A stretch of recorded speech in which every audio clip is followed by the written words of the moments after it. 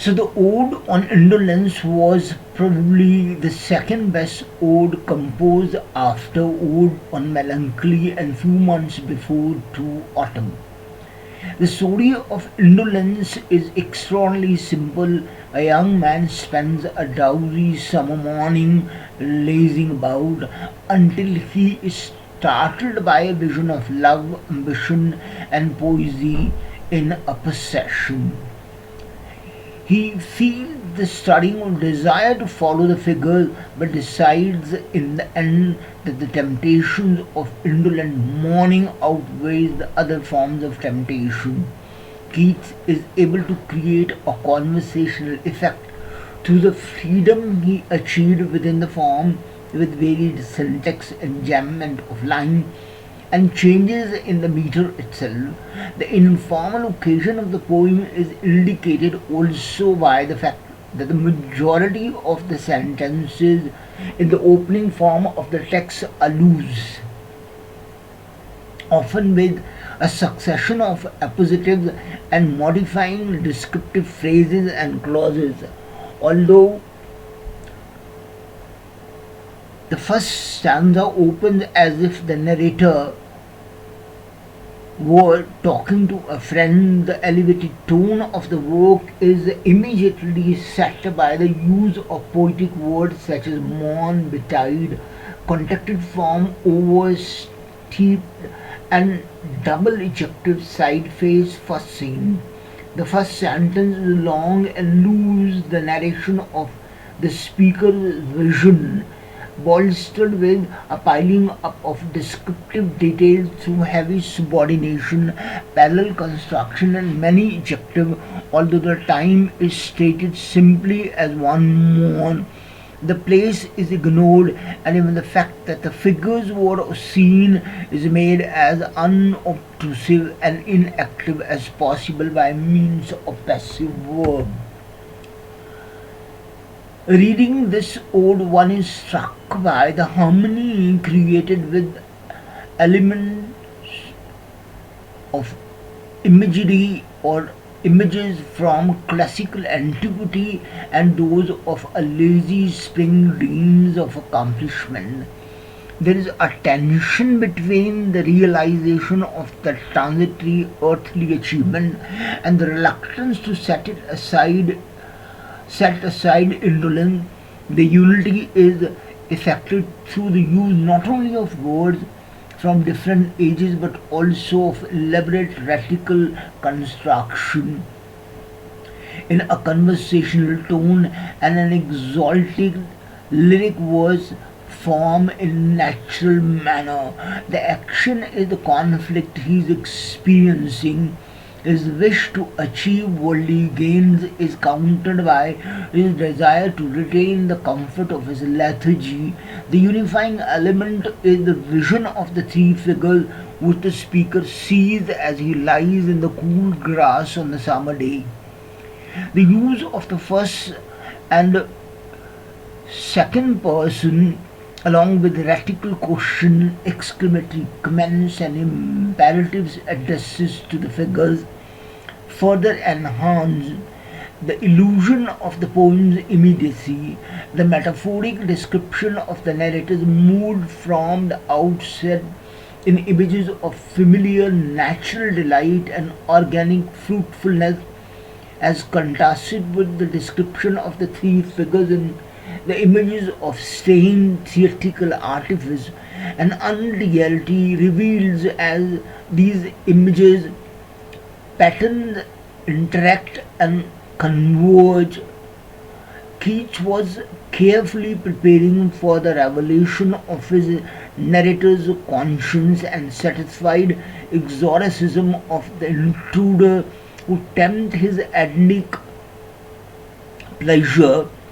An imaginatively creative internal garden, the soul which had been a lawn besprinkled over with flowers and stirring shade and the baffled being. But the otherworldly indolent state is interrupted, made uneasy by the spectral shade and shadows of love, ambition, and poesy. the conquerors of the world's kingdom, who invade the soul's own homeland in the shape of man and women. The poet has the strength to refuse their poisonous suffrage because the soul's world of itself is sufficient for him. So the text that toil not neither loses pen. Thus the line describing the vision. One morn before me were three figures seen with bowed necks and joined hands side face, and one behind the other stepped serene in placid sandal and white robes grace. They pass like figures on a marble urn when shifted round to see the other side.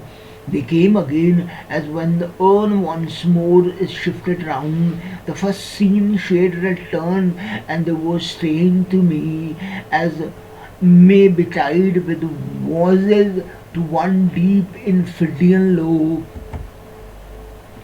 So Keats' speaker describes a vision he had one morning of the three strange figures wearing white robes and placid sandal. The figures pass by in a profile, and the speaker describes their passing by comparing them to figures carved into the side of a marble urn or vase. When the last figure passed by, the first figure reappeared just as it would happen if one turn was carved with figures before one's eyes. The narrated exertion of will is based upon the metaphoric recognition that the garden ground of creative indolent soul will only grow and flower if he remains rooted in it, cool bedded in the flowery grass. The letter claimed implicitly from sweet drowsy noon, honeyed indolence and the studying vision, a nourishing, organically productive capacity superior to any fruit the figure could provide.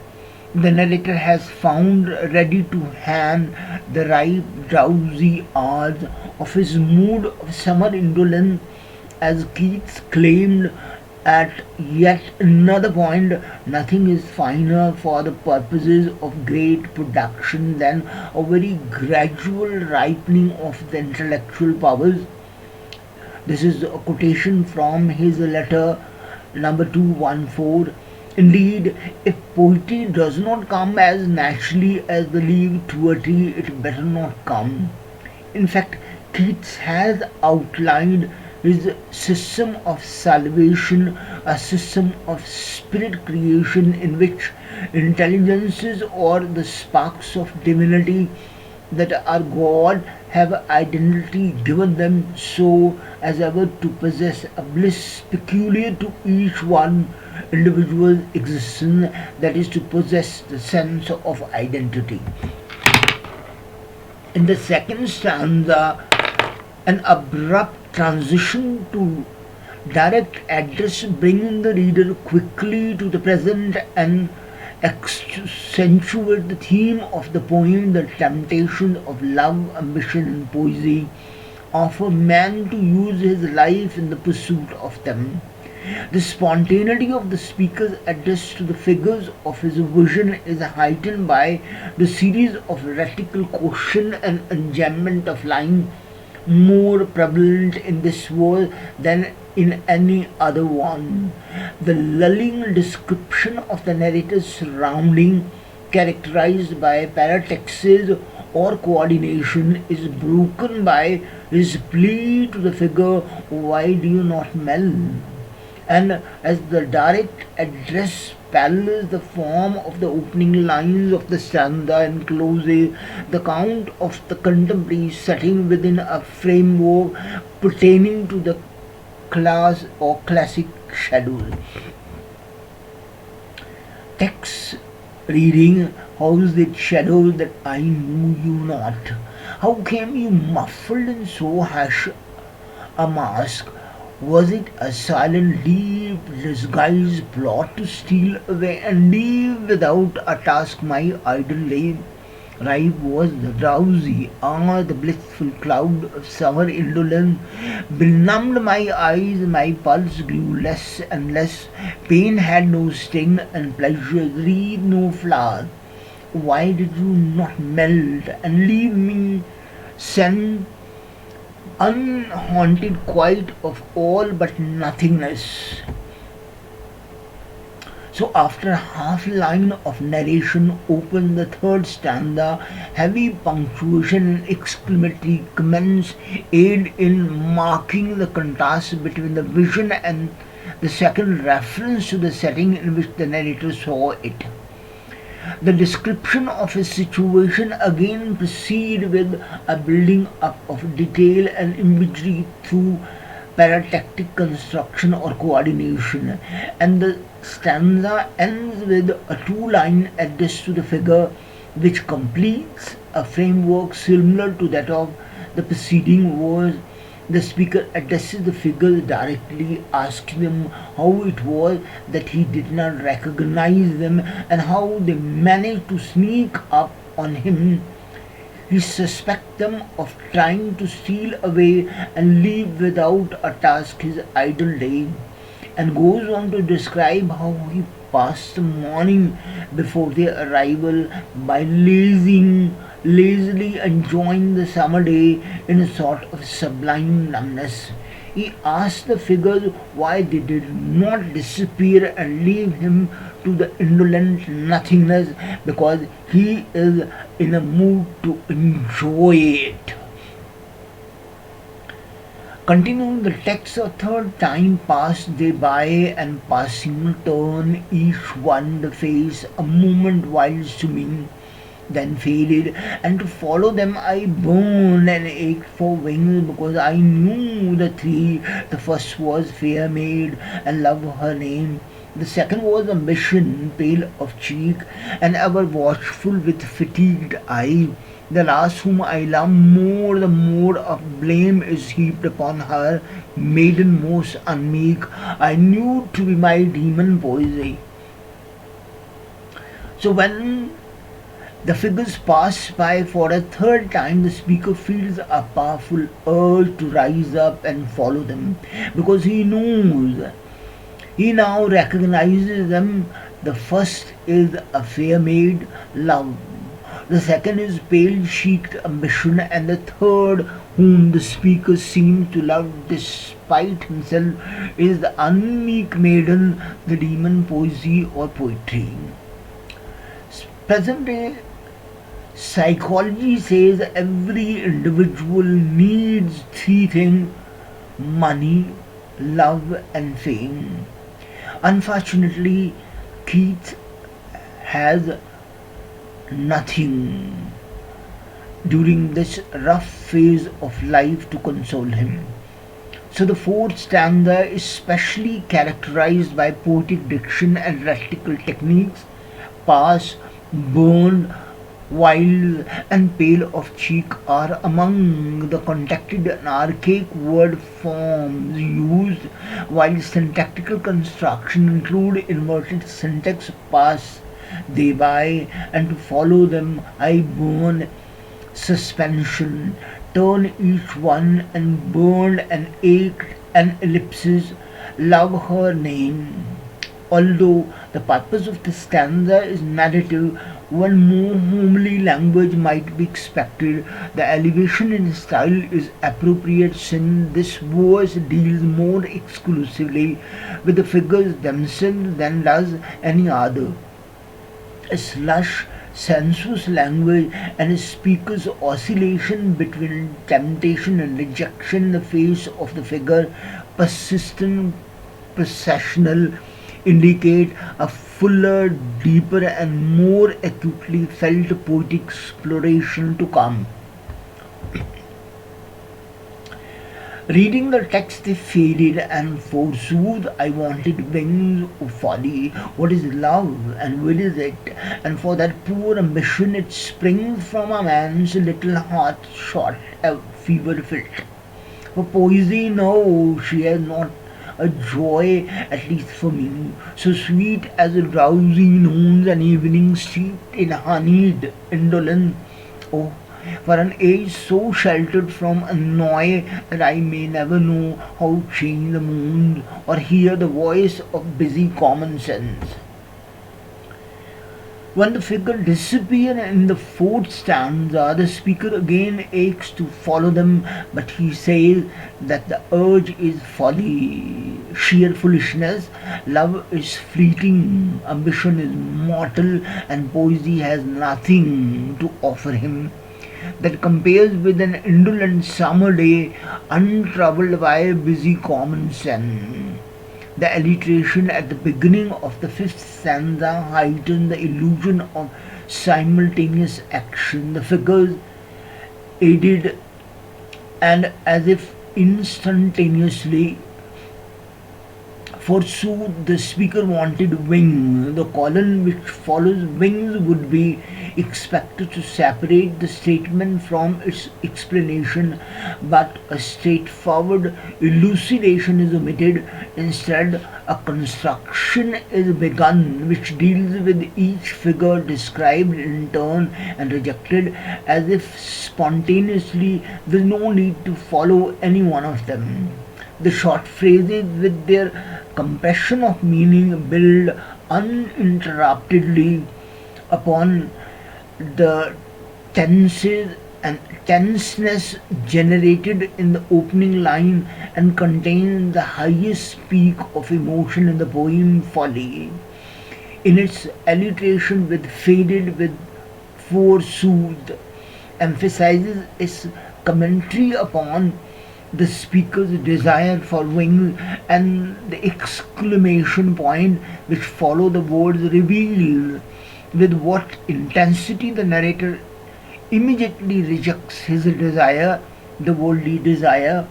The exclamatory punctuation after the figure's designations imparts a finality to his rejection of these figures, dashes suggesting thoughtful lapses of time, and the insertion of the wistful phrase at last for me indicates that the narrator finds most difficulty in relinquishing his demon poesy, but he settles his choice upon drowsy noons and evenings steeped in honeyed indolence. Reading the text, and once more came they by a loss, wherefore my sleep had been embroidered with dim rain, my soul had been a lawn besprinkled over with flowers and studying shade and baffled being. The morn was clouded, but no shower fell, though in her lids hung the sweet tears of May. The open casement pressed a new-leaved vine, let in the budding warmth, and tassels lay. O shadows, it was a time to bid farewell. Upon your skirts had fallen no tears of mine. So the speaker laments again the figure's third passing, describing his morning before their arrival, when his soul seemed a green lawn sprinkled with flowers, shadows, and sunbeam. There were clouds in the sky, but no rain fell, and the open window let in the warmth of the day and the music of the bird's song. The speaker tells the figure they were right to leave, for they had failed to rouse him from his slumber, from his stupor, and from his lazing indolence, like the second and the third stanza, which also combined references to the speaker's comfortable surrounding as well as his tantalizing vision. The stanza ends with an exclamation, but the comma which follows the initial O reveals that sound to be merely a sigh and indicates that the intensity of emotion already has begun to lessen. Allusion to the vision and to the setting are alternated in the sixth stanza, and the direct address which opens and closes the stanza not only provides a framework of the speaker's reaction to the figure, but also give the reader an impression that he is viewing the scene and therefore makes it more meaningful to him. Contrast and a measure of contradictions are to be found in the treatment of the figure themselves.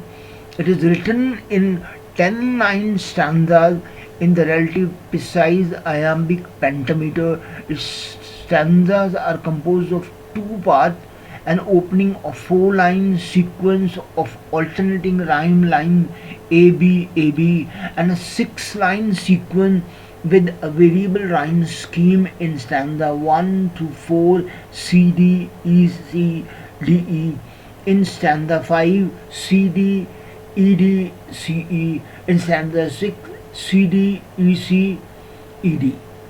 The main theme holds that the pleasant numbness of the speaker's indolence is a preferable state to the more excitable state of love, ambition, and poetry. The text now, let us read it. So ye three goes adieu. You cannot raise my head cool with bedded in the flowery grass, for I would not be dieted with praise.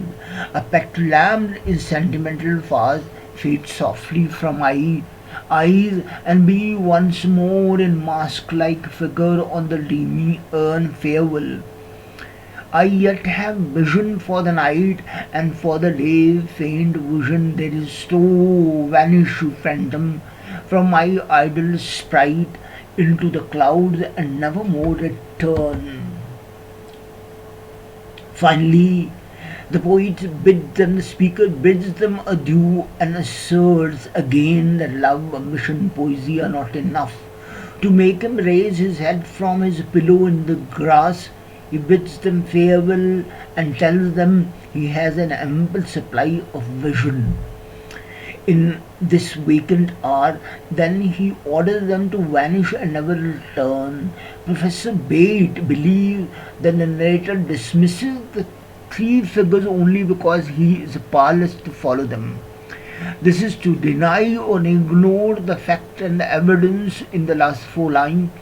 These concluding lines do not suggest that the narrator's indolence has been a debilitating force, muffling poetic inspiration and creative speculation, nor for that matter do they corroborate with Professor Abbott's claim that in dismissing poesy the narrator has turned his back upon imaginative vision. Disillusioned about their vitality, if anything, they contradict his claim. Unquestionably, the vision of these last lines elude clear and easy definition in the poem, but one cannot for that reason ignore as evidence of a concluding affirmation of imaginative activity. Moreover, as Margaret ignore as evidence of concluding affirmation, moreover, as Margaret Robertson has pointed out, if the narrator has dismissed poesy, we cannot ignore the fact that old is itself poetry. To construe the tone of the final stanza and especially of these last lines as disillusion or full of regret seems an arbitrary imposition on the text.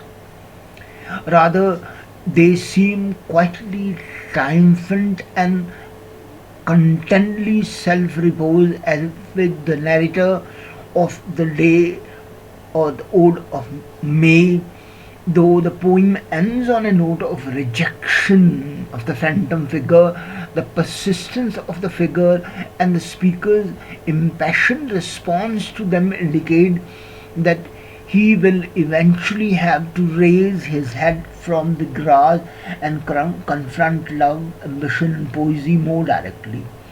A confrontation embodied in the other 5 odes, where the speaker struggles with the problem of creativity, mortality, imagination, and art. Thank you.